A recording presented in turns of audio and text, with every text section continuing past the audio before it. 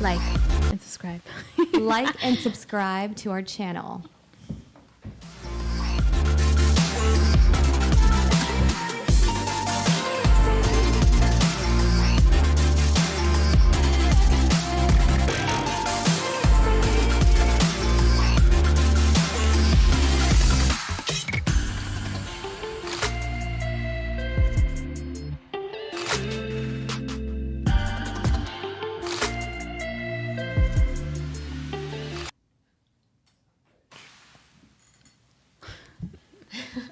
Well, how do you reach your full potential? And is that an actual thing people can reach? I don't know. I think, first of all, like, what do we define as your full potential? It's a good place to start. Definitely. I think that people are not necessarily reaching their potential because every time their potential gets higher, honestly.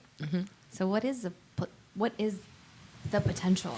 The full extent of your abilities as a person. That could be intelligence, that could be work ethic, that could be just in general communication, everything. Like, are you living your best? Do you know what your best self is, and are you living that consistently? That's your full potential, I think. So Well, in all full potential, yeah, it encompasses all of it. Yeah. Unagi. Unagi. Unagi. I wish you guys could hear them, the little things. I can hear Ross in my head. Oh, okay, good. I know. Unagi. Here he is again. Okay. So what's the main place do you think that people try to reach their full potential? Like an average person. Do you think most people try to reach their full potential? I don't think so, actually. It's a great Not most. question. I don't think a lot of people try to. Why? Comfortability. 'Cause it's work. Complacency. Yeah. It is work. It's uncomfortable. Yeah. I think most people want to reach their full potential, but then when they actually get to the work it takes to get to that point, it's like they're unprepared for it and they emotionally react to it and they're like, I don't want that. And instead of saying, I don't want to reach my full potential, they say, oh, I just don't, that's not for me. But what causes someone to try to reach their potential? To try Do to you, reach do you their think it sounds it's good. do you think it's a negative result of something, or a positive, like something good happened or something bad happened that causes most people to go to their potential or try? I think a negative circumstance can be a catalyst to wanting to reach your full potential. Getting sick of something, so tired of something that you're like, I don't want this anymore for myself. I want to, improve or do whatever. But I think it's more ideal when you're not experiencing a negative circumstance. If you're just wanting to reach your full potential, and it's a consistent thing as opposed to a one-off circumstance that makes you want to improve. That happens to a lot of people. But what causes people to change? Is it one catalyst, one circumstance that makes people go, I need to change? Or what's the best way to go about it? We need an idealism drop for all the times we use the word ideal or ideally, because that's the fairyland. That's the dreamland. of That's life. true. We need to figure out a drop for that. Okay. Ideally.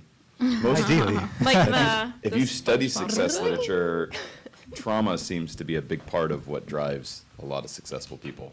They've all had failures in their life or pain in their life that draws them. There's an old saying, and I think it's fairly true, unfair if I'm insulting someone, but you'll never see a man who is the son of a great man. You'll never see a great man who is the son of a great man. And there's something to be said for that, in that when things get too easy for us, we're not so driven. There isn't the same desire. And a lot of people who have succeeded, like 85%, last I checked, 85% of millionaires in the United States were first generation, which really blows holes in a lot of the bullshit stories you hear about wealthy people, especially in the United States. But you got to have a reason. A lot of them have a chip on the shoulder. They have a reason why they want to succeed. You have to have a reason, right? There has to be a vision to pull to your full potential. Otherwise, you're not going to. It's easier to just survive. And our brains, in many ways, are working against us in that they are designed for survival. So energy efficiency will do just enough to survive one more day, just enough to survive another week. So that the hack into thriving takes a lot of intention. Are there any examples that you feel like you've seen just of people that you're like, this person, I feel like from your perspective, has reached their full potential? Like, how do you measure that? Well, I think that's a great question. I think No. the fun of it is we may never know, Yeah. right? I think it's like asymptotically approaching success or asymptotically approaching. You're waiting this whole time to say that. What is You asymptotically? had that word in your pocket. Oh, Does it derive from asymptote? yeah, meaning you're always approaching zero, but you never get there because there's always a halfway point between zero and now. So you never actually get there. You can get closer to it, but you never actually arrive. I think it's a geometry term. It if I is a remember geometric term. Yeah. Is it? I knew it was math, but I think it's geometry in It is specific. geometry. Yeah, borrowed from I think, what was his name, Zeno, the Greek philosopher, that argued that you never actually arrive anywhere because between this point and that point, there's a halfway point, and you always have to get to the halfway point before you can get to the next point. Right. It's fascinating. Anyway, for all that to be said, I don't know. I think to reach your full potential is simply a position of your heart. I don't know that you actually ever do it. It's a lifestyle. It's a way of looking at life. Right. Because just as you Yes. know, saying, there's always a point between that point and this point that you reach before getting there. So there's always another level of achievement. There's always another level to the game. And once you get to one point, it's like, can I do it again? There needs to be something said about momentum. When you're trying to gain momentum, you have to work as hard every day consistently in order to maintain and gain that momentum. And when you stop one day, everything goes down to zero again, and you have to build that momentum up again. So I think one of the problems is that people, they don't realize that their actions today will affect them 2 months from now, and they're always surprised about their current results because what's happening now is what was caused by what you did 2 months ago or 3 months ago. And so the problem is people aren't consistent with their goals, and then so they're always consistently reacting to, oh, why aren't things happening? Why aren't things happening? When it's like you had to be consistent for the last 3 months in order for you to arrive at your ideal destination. And I think a lot of people, they don't realize that. And so they think, oh, I'm going to change. After like 3 days, 2 days, they're like, oh, I don't see like a major change. So I don't know. I don't, maybe I don't have to do this because it's really uncomfortable. Why even, pursue this? And then when you gain that momentum, you gain so much momentum. It's like, wow, it's so easy now. And then they take their foot off the gas. That could be a trap too. And Yeah, that then could be it a trap, slows too. you down and you don't even know it. Exactly. That is a huge trap for a lot of people. And just being self-aware of it is really important. But I would say we certainly have a attraction as human beings to, whether it's us or somebody else, we have an attraction to watching people reach their full potential. Right? That's the reason why we watch professional sports and we watch the Olympics and any kind of competition, really. There is That's an true. attraction to watching people do it. Whether or not we have it in us to do it, we like watching people do it. Yeah, I think that attraction is there because like we do have that full potential, and it's like, it's almost like you can kind of like resonate with that person. You're attracted to it because it's like that you are full of potential yourself, and it's almost like, depending on the person, if you haven't strived to achieve that, Right. it's like awesome to see somebody else doing it because it's like you could see what's available and what's possible. But for whatever reason, again, depending on the person, you may or may not like go for it Right. to do it, which is crazy. But it's really cool, that attraction piece, because that's true Yeah, for we're- yourself or for other people. Kobe Bryant, he always reaching his full potential, and that's why so many people were attracted to him. Because not a lot of people are comfortable in doing that. Yeah. Or want to do that. Yeah. But I think a big reason also why people don't reach their full potential is because they don't surround themselves around people that are trying to achieve that. Because Yeah, there's it's a lonely road. right, there's that saying that if you run a race with people that run slower than you and you win, that's not teaching you anything. But if you run with, what's his name from Jamaica? Fastest guy. Bolt. Usain Bolt, Usain Bolt. If you try to run, you run faster than you would have with the other people. even Right. if you get your ass whooped by him. You are learning, yeah. So I think when you're surrounding yourself around people that aren't going anywhere, Yeah. I mean, you can try and achieve your potential, but if you're stuck around that group, that's not going anywhere. Yeah. And that's the thing, like in our society, we don't have a class system. I mean, right, there's lots of examples that show that we don't have a class system. So what's fascinating to me is statistically, most people will stay in whatever financial class or social class they were born into, but it's not because of social structures or a system that is repressing them. It's because the people they hang out with are just like them. That's all they know. That's all they know, right? So if making $30,000 a year is all you know, and everyone in your family does that, and everyone in your social circle does that, that becomes baseline normal for you. And I see this a lot in coaching. It's so much of perspective is based on personal experience, and if your personal experience leads you to believe certain things that are not objectively true and you don't understand that, you'll project that on the world and think that's reality, and then you get stuck. Do you guys remember a time where it was the catalyst to try to reach your full potential? Sebastian, you were probably born and you knew that.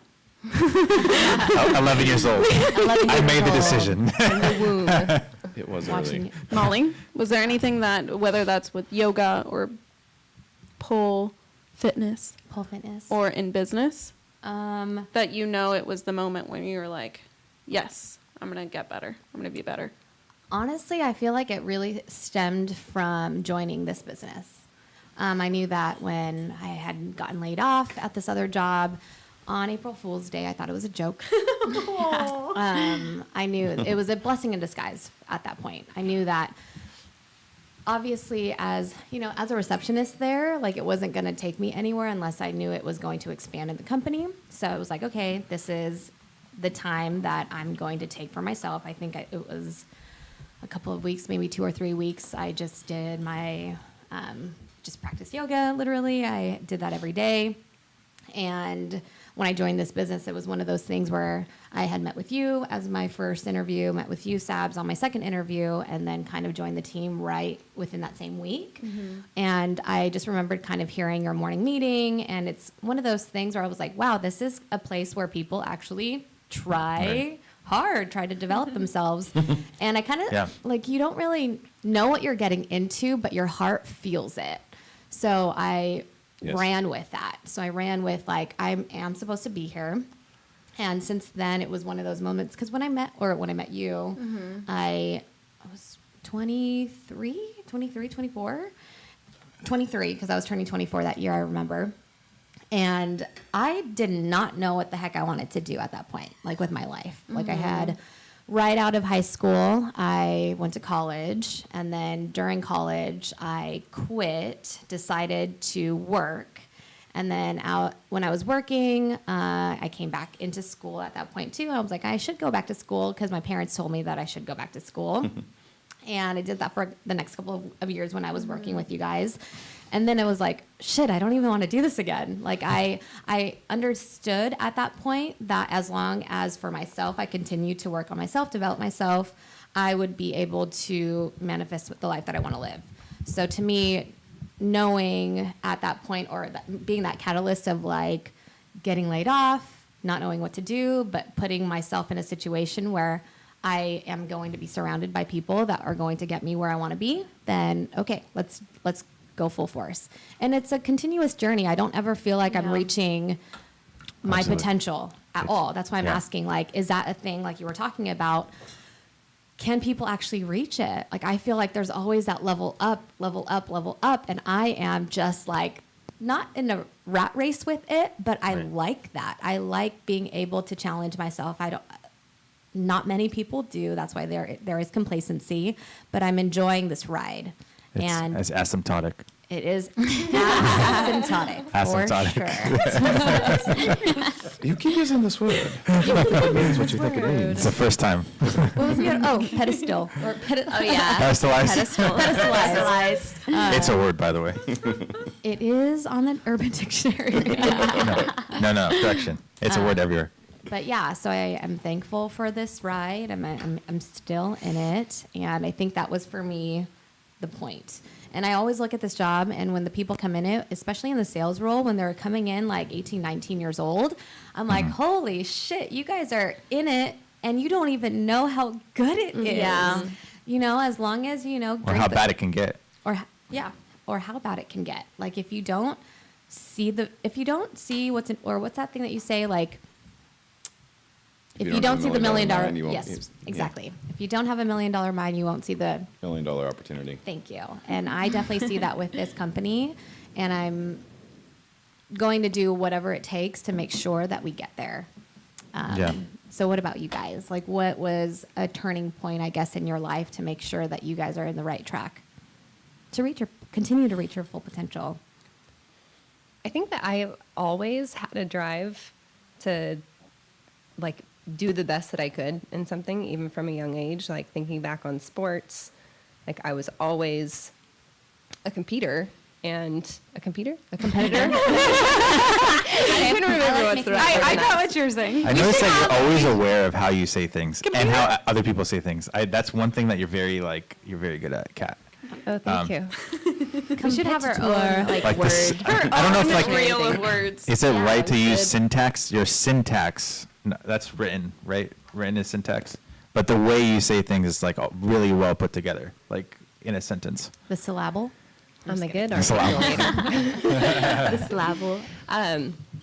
So anyways, I always had that drive, and I would even find myself in scenarios in school, in work, where there were other people around me that are like, why are you working so hard at this? Like, you don't have to be that good at it. Like, you could just kind of take a step back and be like mediocre or okay, and ultimately like Yes. kind of get the same reward for it, which like always pissed me off.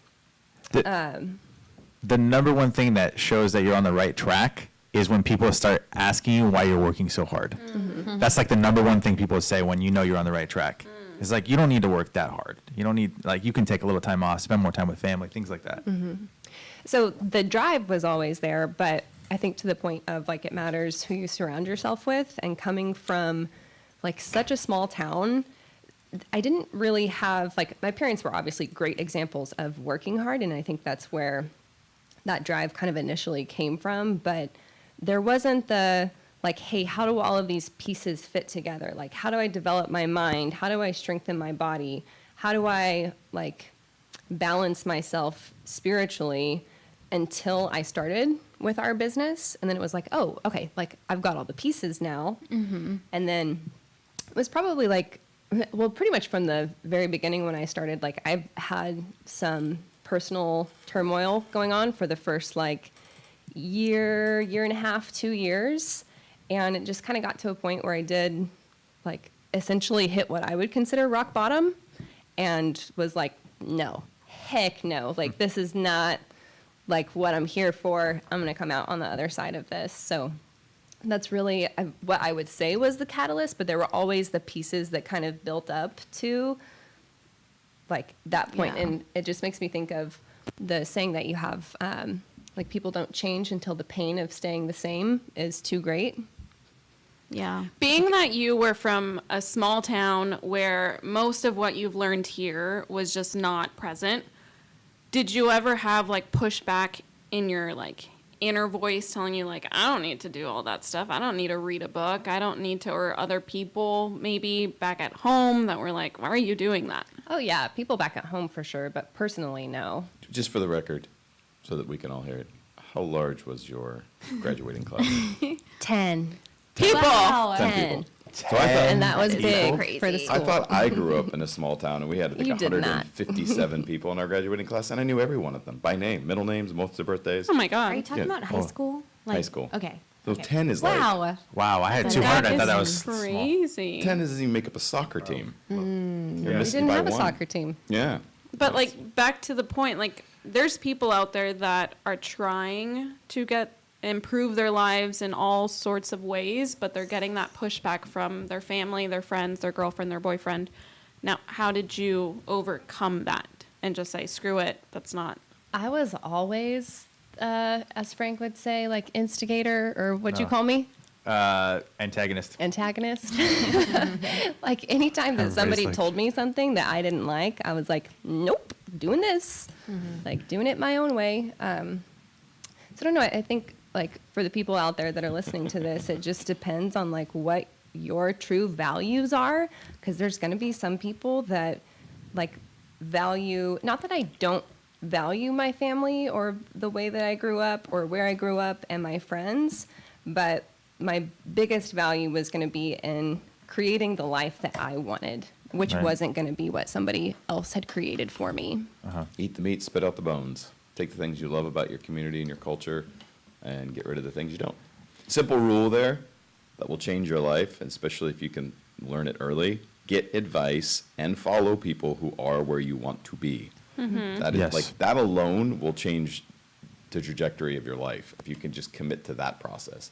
Because most of us get advice from friends, family, our social circle, Yeah. which may or may not be qualified to give us that advice or direction, and Yeah. we're using them as a sounding board to figure out whether or not we're on the right path. Well, let me help you. If your mom has been a stay-at-home mom her entire life, it doesn't work, or your dad has only worked for a big company his entire life, he's probably not going to be the right guy to go to on business advice, especially if his belief system is the way to get ahead is to go work in corporate America.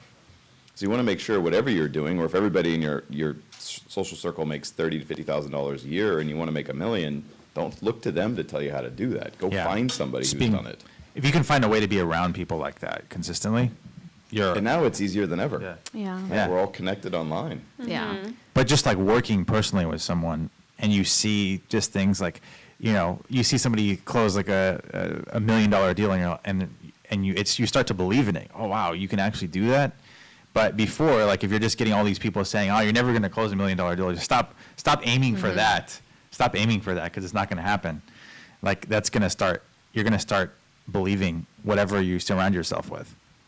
And I think, like, luckily for me, my parents are amazing, and they grew up, I grew up with them as business owners, and so there's, like, definitely pieces of advice and things that they're giving me that I'm going to take. When they're Right. giving me Yeah. certain levels of financial advice, do I want to be in their shoes? Yeah, they've proven, success and the fruits of hard work, but whenever it comes to, like, career path, ultimately, I don't want to be in the medical field. Right. So that was something like I had to face the reality of and get back on that. And, friends, family, everybody else in that realm, like that's just what you Right. have to evaluate is that in line with my goals? Are they where I want to be in this aspect? Right. By the way, a lot of people in the medical field don't want to be in the medical field. Right, exactly. Especially right now. Yeah. Yeah, exactly. Sabs, what was it? Not to sound cliche to your statement, but I, 11 years old. The moment he was born. Jesus. in this particular lifetime, I was that way from the very beginning. I don't remember a trigger point. I Yeah. don't have like a. My biggest frustration, I think, with myself is I never feel like I'm living up to my potential, and that scares me. Like literally scares me. Yeah, me too. So That's your own perspective, though. I People know. look at you and they are in awe and enamored with you and how you basically run your business, run your life. So knowing that, Can I add to that? yeah, go ahead. You should never ever let those positive opinions of you affect you in general. If you start making it, don't let them get to you. No, don't yeah. don't go like, oh yeah, I'm kind of the shit. No, but And yeah. I should like slow down a little bit. And then the same thing, if somebody says, oh, you're not the shit, you shouldn't listen to that person either. So anyways. So where do you find the balance there? Because I feel like, because I also think, kind of how you're saying, like I don't really feel like I've lived to my full potential, which it's good in a sense, obviously, because it keeps you striving for more. But where do you, and can you find that balance to where you enjoy like the fruits of what you've built and like what you've become? Because and that's the part too that I, like for me, one of my biggest fears is like not knowing like when I have, I don't want to say like reach my full potential, but almost like not being able to see like how I've like transformed and not being able to enjoy that, because other people can see it, right? Other people can see it, but if you can't see it for yourself, like Yeah. how fulfilled are you? So like where do you find that So balance? I you get know? three things on that topic Yeah. particularly. One, make sure you have a very clear vision of where you want to be, so that becomes your sounding board going forward. Right? I don't really look at what other people. Yeah. I don't really care. I care what my inner circle thinks of me. I really don't care what anybody else thinks of me. If you're outside of my Yeah. inner circle, your opinion means very little to me. Yeah. But my vision of what I want matters, because that's what I'm moving towards. And am I getting closer to that? So I'm comparing myself against my vision. Second thing I'm constantly doing is I'm taking the time to celebrate the little wins. And I had to learn to do that because I was not that way for the longest time. And I'd miss out on things. Yeah. And then other people would remind, remember when we did that? And I'd be like, oh shit, yeah, we did. That was fun. So learning how to recount the small wins. So one of the things I do in my phone is, and it's a little bit off right now, but generally I would keep 1 year's worth of pictures on my phone. I was just thinking recently how you do that. Yeah, Because and I was I'll- like, I have so many pictures And on I'll my go phone. back at the end of the Yeah. year and I'll look at my calendar and I'll look at my phone, and generally that, like, the pandemic was a little bit different. Like, oh, there I am in my house again, and oh, look, There's my dogs, there's my oh, cat. which was lovely in its own way, but Yeah. it didn't quite spur the same memories. Reaction, yeah. But being able to go back and look over my pictures on my phone reminds me of all the really cool shit that we've done together. And I realized that, like, so much of how I value relationships as a side point is the bonds of experience. Like the things that the people that I care most about, I've shared the most things with, and I've done it, and clearly, other than Frank, who's the new guy in the room, like we've been all over the world together at this point and just getting started. So looking back at those experiences, and you'll be going, you'll get there. It's got to be based on results, though. I don't want to feel like I didn't deserve something. I So love that. Don't worry, Yeah. we won't bring you if you Yeah. don't deserve it. yeah, Yeah, exactly. we'll keep Sandra I didn't think so. Sandra's anyways. got the pill with her. I'll pack the pill just in case. And We should just bring a pill on vacation when we go. Seriously? Yeah. Just be And like, we hey, should Frank. find like last time you were talking about just like having a pillow pillow. and have it just like, I don't know, represent something. hand like, it over to someone. Yeah. Like a ton. The last thing for those who You are are the who are, weakest who are taking notes on this, it's like have a vision, celebrate the small wins, and then really get competitive with yourself. Yeah. Like that's the piece for me. Like I'm always looking. I don't really spend a lot of time comparing myself to others, but I am asking myself, am I getting better day over day? Yeah. When you compete with yourself, do you ever find yourself angry? All the time. Yeah. That's So how the do you? frustration. Yeah, I was gonna say. So how do you overcome that anger? So this is going to sound potentially a little bit silly, but I'm learning to love myself on another level. So I haven't really struggled loving myself spiritually, loving my mind. I realize for a long time I have not been very respectful to my body. Now that may sound weird. People know me because I eat clean. I'm big on supplements. I work out. I take care of myself. But I've kind of taken my body for granted in that I'm just like, hey, you're a vehicle. Beat the fuck out of you. So I'm slowing down again, and that was part of what I was doing was pushing my body past what it was able to take for where I was calibrated, and not respecting it, and it burnt me out. And so I had to step back and like, all right, I got to catch this part of myself up. So I was learning how to love myself, love my body specifically in a way that allowed me to approach what I was doing more sustainably. And that's really been the last couple of years that I've just started to learn that. Yeah, I mean, I could definitely resonate with that because understanding, as I meditate a little bit more and knowing when to rest is always a big thing. And Yep. even Right. with business, like You're the king of the power nap, by the way. I I'm love so it. jealous. Thank you. I love that. Incredible what you can do. Standing up, truly. Yep. I don't stand up and sleep, but I'm She sitting. could, though, if she wanted to. I was trying to make a point. Sorry. Okay, so we're always talking about building momentum and sustaining that momentum, but I want to kind of point out, like, even when you can create your momentum, know when to rest. Because to me, Yeah. the only reason you can Yeah. even sustain that is when when your body physically, mentally, and spiritually are aligned. Yeah. Yep. So if you are going into burnout, which, typically as business people, we're kind of doing that, It's like a rite of passage in our culture. And I'm clearly on the side of entrepreneurism and capitalism, but I'm not on the side of the Destroy work so yourself. hard you destroy Yeah. yourself message that seems Yeah. to be pervasive. It's fucking dumb. There's a book called Power of Full Engagement. Have you guys heard of it? Of course. Tony. Yeah. So in that Tony book, Schwartz. he talks about the top 2% performers. And one thing he said is that something in the neighborhood of like 80% of people that were in the top 2% worked out consistently. That was one thing. But he also said that there were, that most, Get your finger out of your mouth. sorry. All right. So It's not good to speak with your finger up your nose. I wouldn't do it. yeah. Okay. I'll try not to do that. When people work in oscillations of working really hard and then resting, that's when they did the best. So like he would study the top 2% tennis players, the top 2% basketball NBA players, the top 2% in many, many different fields in business. And he said that one of the differentiating factors was they worked really hard and they had bursts of energy towards whatever they were doing, and then they took Same length a of rest.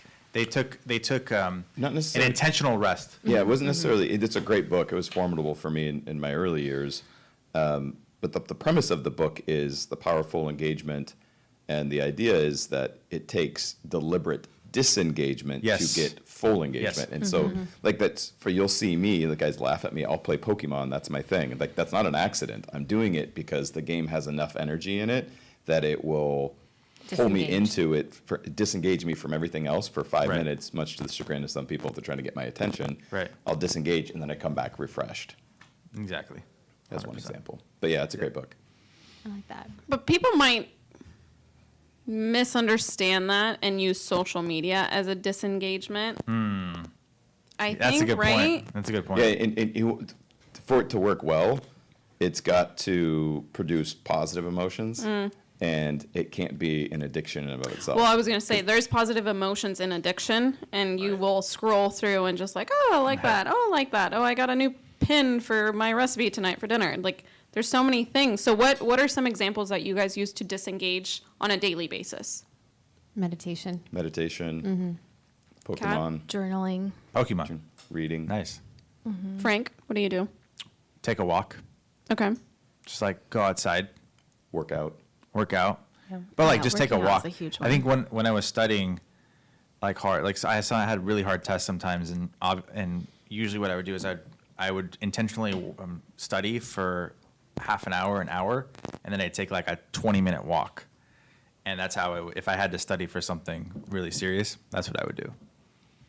It's hard, I think, as entrepreneurs to stop thinking about your business. That's the difference between one of the differences between being an employee and a business owner. Right. An employee typically stops thinking about their job When the they minute clock they out. clock out.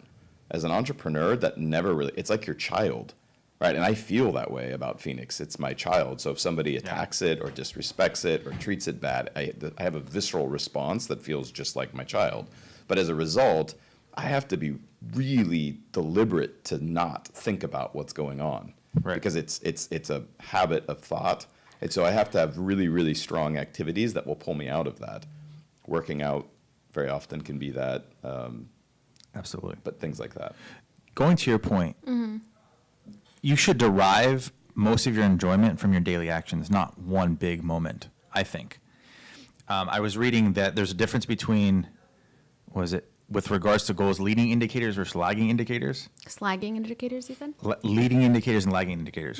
Slacking. Do you know this? I heard slagging. I'm like, let's So, just clarify this. Is so weird. the top performers focus on leading indicators and not lagging indicators. Lagging indicators are, like this is what I was focused on with when we started this podcast. Hey, we need to hit 100,000 subscribers. I was just always focused on that. It was making me like stressed because I was like, why aren't we getting there? We Have need you to get read there. Atomic Habits?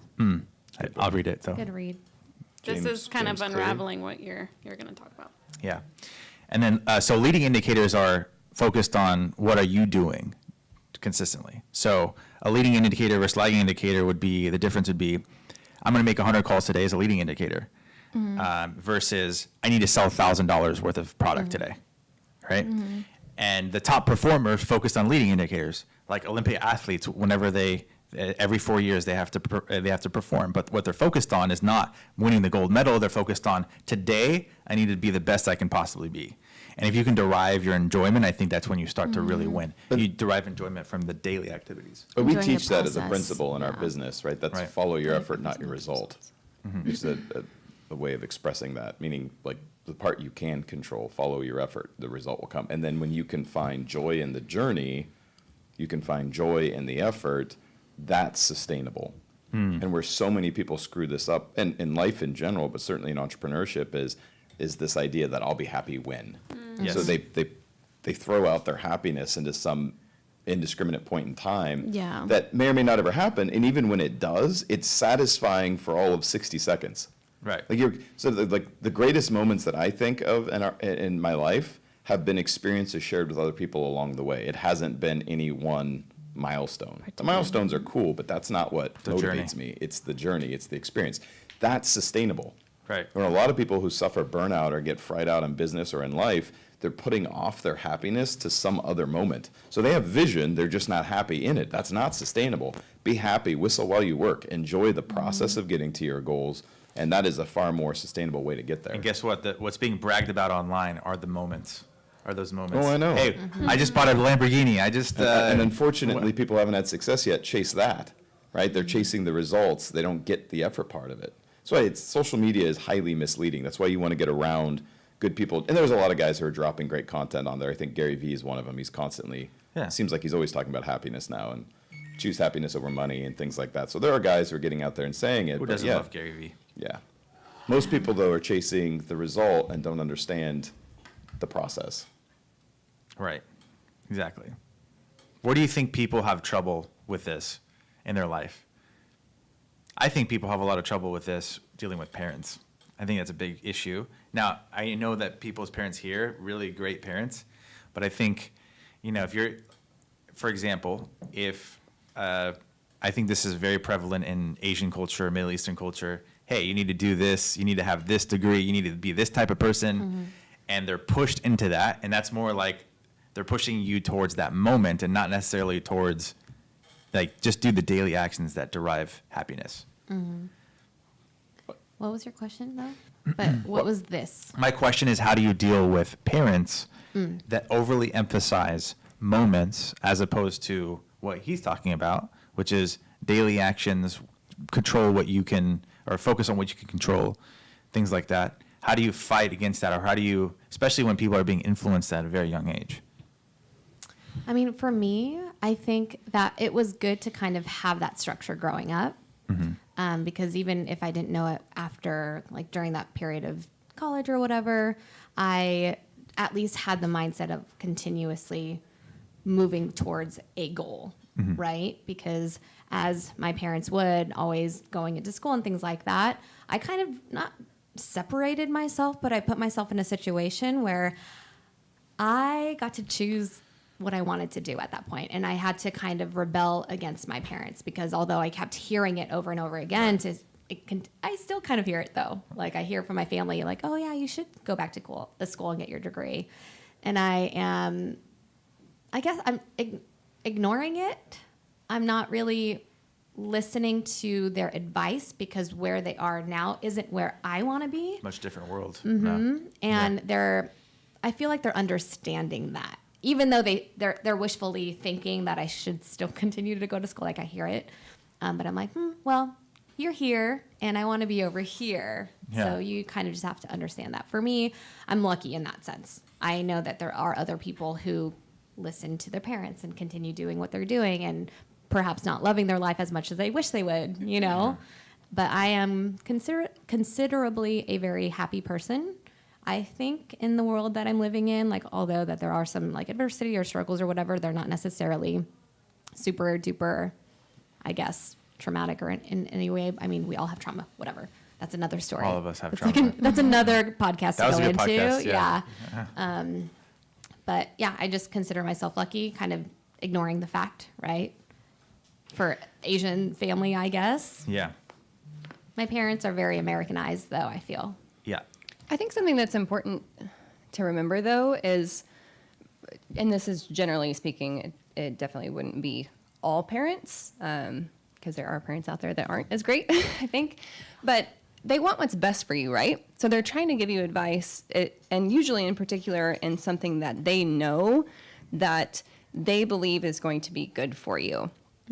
And they have also seen you as the little shithead kid that doesn't want to get out of bed and wants to be lazy and doesn't clean up your room. So I think part of it too is like you have to be able to show up in those actions and prove to them like, hey, I've got this. Like I know what I'm doing. I'm not that little kid anymore. Yeah, absolutely. Which I think is the rite of passage to adulthood. There is a leaving and cleaving, if you will, part to. I'm a parent of two boys, 10 and 12, and I recognize I'll recognize them as men when they are no longer making decisions based on what I want, but what they want. Not from immaturity or rebellion, but from understanding. And as a parent, that's a hard time. And you see, if you identify as father, you identify as mother, you're going to have a hard time relinquishing that because you think being mother or being father is telling your child what to do. Well, if that's the case, they're never going to grow up. And we're raising a generation of boys right now Right. which is scary on many levels. But manhood is, in my opinion, owning your decisions and making your own decisions, and then Right. owning them, whatever that result is. And I've seen that in our business so many times where people have come in, they've worked really hard. Somewhere along the way, their parents are concerned about the amount of effort and energy they're putting in. Go, hey, why don't you go do this? Why don't you go do that? But the most rewarding part is when they become their own man and they get the success thereafter, and their parents see it with tears in their eyes, nothing but pride. And that's it, because now they're independent. Now you come back to your parent as an equal, not as a child. Yes. Right, and I saw this. We have There's a difference, yeah. one of our partners in Miami. His parents showed up, and he has a house that's worth a few $1 million in Miami now, and went through the process. And he was sharing the story how his parents walked in and just started crying when they saw the life he lived and what he did. And he's living a completely different life. But there was a point when they were genuinely concerned about the amount of effort and energy he was putting in and whether he was doing the right thing. So it's being able to get through that. And sadly, I see a lot of people get stuck, and then they go back and do what they think their parents want them to do, and then ask them 10 years from now if they're happy. No one deserves to be taken seriously until they prove themselves. You need to earn people's respect. You can't just expect to be respected right off the bat. That's why, like, I wasn't really offended when you two gave me the vibe that, like, who are you? I wasn't really offended by it, because I'm like, that's fine. I haven't done shit yet. I need to earn everyone's respect. I need to make shit happen. I need to make this happen. And if there's always that burden of performance, you're going to respect yourself more, other people respect you more, as opposed to you being like, dude, you need to treat me this way, or you need to treat me that way. If you No, have to ask for respect, then You don't deserve it. you got to demand it through actions and results. Demand respect, don't expect it. Yeah, I remember the moment in business I understood that. Is That when wa- you start taking off. Totally, Sure. totally Yeah. different. And that's where "Be So Good You Can't Be Ignored" was born. That's why it's our tagline, it's our phrase, that's our mantra. 'Cause I remember that moment when I was pitching an idea in a business meeting, and I could see the people in the room were not questioning the merit of the idea, they were questioning the merit of my ability. And I was like, oh, fuck that. Like, that's to this day, that's like 10 years later, that's still like, Yeah. So it's like, Yeah, you talk about Like that we- moment pretty like- often. Our argument about whether we should have 5 people at a time in the podcast, it's not going to mean anything until I actually show you guys, hey, I'm getting recruits. I'm doing this. I'm making this happen. It doesn't mean shit. You're always going to fight me until I make it happen. Yep. It's just what it is. It is what it is, right? So, yeah, I'm going to make it happen, and we'll see how it goes. But we have, like, I think 5 coming in on Thursday if you're open to that. But slide it on in there. did we introduce Isaac? no. We probably should. Yeah, let's do it. Because Let's he's do it. gonna. Does he have a mic? He doesn't have. A mic. Isaac is like, We got to get him a mic so he can jump in okay. from Here. time to There's one time over in a there. character. I don't know if it works. Does it work? Yeah, it does work. It does work. It now works. Oh. It now works. We're super excited. He's got to have a mic so he can jump Do you in want to here from time stand to time. into the camera? No, he doesn't have to. Just- Over here with that it's seven. the voice. Yeah, it's that The voice that you mysterious hear. voice, the guy Yeah. that nobody knows. Mysterious voice. Hello, hello, hello. Yes, we can hear you. We can hear you. Perfect. Hi, Isaac. Welcome to the team, Isaac. Thank you, thank you. Welcome. Excited to be here with you guys. Why don't you, Excited for to the have you. audiences, tell them a little bit about yourself so they get to know you a little bit. For sure. So, starting off, my name is Isaac. I'm 23 years old. I've been in the self-development thing for 2 years already. I Nice. started with Sam Bakhtiar. It was a pleasure working with him. He passed away like 6 months ago. So, but I learned a lot from him when it came to, just taking full ownership in whatever you do. So I don't know. It gets me emotional sometimes, but it's been a fun ride, and I'm excited for what my future for what the future has for me, and excited to be working with y'all. So Yeah, we're Did you excited know- to have you. thank you. Did you know going into it that that's what you were signing up for? Yes, I did. So, Nice. Yeah, I really liked Isaac. He had a really good impression on me, and just because Sam Bakhtiar is a pretty big deal. He's 100 locations, like he's a $100 million company, right? $100 million company, and I think how many times did I try to talk to you to get a podcast with him? A lot, right? man, a lot. Like, He's like too many times. Maybe to some count. persistent. times, probably. what? 15. 15 times? Yeah. 15 times before you were like, From okay. what I remember. Yeah, yeah. Yeah. That seems low. This is been a like long 60 time. times. But like, I came into the podcast understanding that I'm not as big of a deal. Like, I'm like this compared to Sam, right? And what I liked about you guys was that you were very nice and respectful, like the whole way through.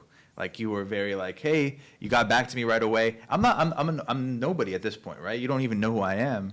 And the only thing that got me through in the door was my persistence. 100%. That was the only thing that got me in the door, right? For sure. But you always responded back to me. You always got back to me, regardless of whether it was a no or a go. Like, and there was multiple times he's like, yeah, it's not gonna happen. I was like, it's not gonna happen. Sam doesn't have the time or whatever. And I was like, no problem. Kept pursuing, and then you were very hospitable and accommodating. So I'll always remember that. That's why he was one of the first people I thought of. Not only is he very disciplined, you still got to prove yourself. So you still got to. what is he doing for us so people can't see him or don't know? Like, He's gonna be doing like the production, pre-production, post-production of our podcast, our personal brands, everything. And you've helped develop personal brands. You worked on Impulsive. So Love yes, Impulsive. so I've worked with Impulsive. I worked with the 1%er podcast and Chase Zero. So incredible people to be Awesome. working with. Yeah. Good. He comes from great pedigree. Great pedigree. Great pedigree. Yes. You keep So- using that word. I do not think it means what you think. So we're about, Welcome to Team Isaac. We're excited to work with you. Thank you. Yes, welcome to the absolutely. team. Thank you guys. We're about at time. Is there any other value add that we have? I think it'd be great to kind of define, like, okay, we've talked about what is your full potential. It's not really ever attainable, but I think it also comes down into like high performance lifestyle. And we've said, hey, your full potential embodies everything, right? So mind, body, spirit. What are at least steps that someone can take in each of those areas to get closer to their full potential? Yeah, and quick list there. I would say, just for people who are looking to create a framework around this, if you want to ensure that you're at least moving towards your full potential, make sure you have a clear vision that is much further ahead than where you are. Make sure you have goals that are a little bit ahead of where you are, not massively ahead, but that there's enough tension that is constantly pushing you. From the value tree, focus on growth and contribution. So the two areas of your life, we're focusing on how am I growing, how am I contributing. That'll push you towards potential. And then surround yourself with high performers who are after the same thing. They're doing the same things. That gives you a really good shot at staying in that sweet spot where you're growing your potential and constantly pushing yourself. And rest. And rest. Yeah, there's Intentional nothing rest. wrong. Yeah. Sleep is an incredibly important part to this whole thing. Don't glorify not getting sleep. I know too many people who are in the high performance category who are killing their bodies and their minds because they're not taking care of them. And there's an old saying, many of us trade our health for wealth only to give the wealth back for our health. Don't do that. Yeah. All right. Are we closing out right now? Last thing, act as though you have always something to prove. Yeah. Never Always lose act the like you chip. have something to prove. Red belt mentality. I was going to say that. Oh, yeah. Red belt mentality. Right. If you guys don't know what red belt mentality is, right before you reach black belt, right? So always strive to reach for the black belt. Don't ever just be the black belt and that's it. So ending it there. Love that. Well, thank you guys so much for joining. Please like and subscribe to our channel, F5 Podcast. We will see you on the next one. Thank you. Thank you. Bye. Guys. Bye.